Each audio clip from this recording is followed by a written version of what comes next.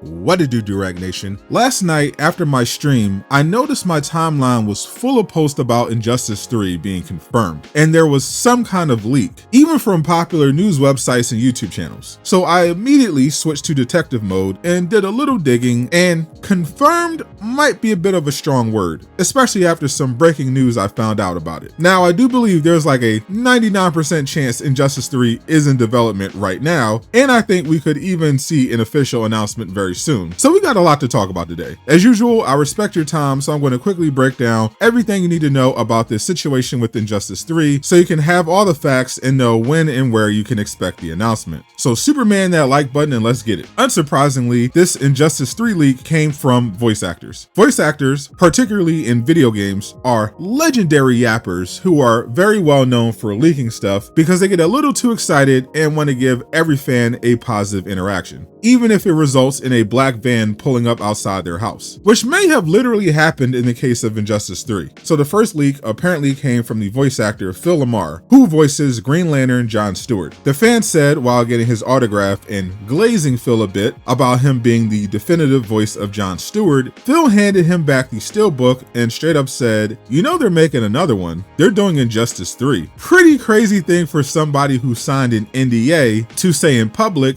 but again, a voice actor. So good chance this happened." The second leak is where things got weird. Another fan at the same convention met George Newbern, the voice of Superman, and during their interaction where they were talking about multiverses, with the fan also doing some heavy glazing and using the exact same definitive voice compliment as the other guy, apparently George then straight up confirmed his current project is Injustice 3. He posted this a week ago, and after it blew up, he deleted the tweet and apologized, claiming to have somehow misunderstood what George said and was just guessing because of how excited he was. This led to people immediately questioning if WB sent the agents after him, which is a valid question. It's kind of difficult to misunderstand somebody telling you they're working on Injustice 3. He definitely wasn't talking about Multiverses 2, and this fan's reply for sure sounds like a WB sniper is outside his window. However, there is plenty of reason to think Injustice 3 is in development right now, regardless of what these voice actors said.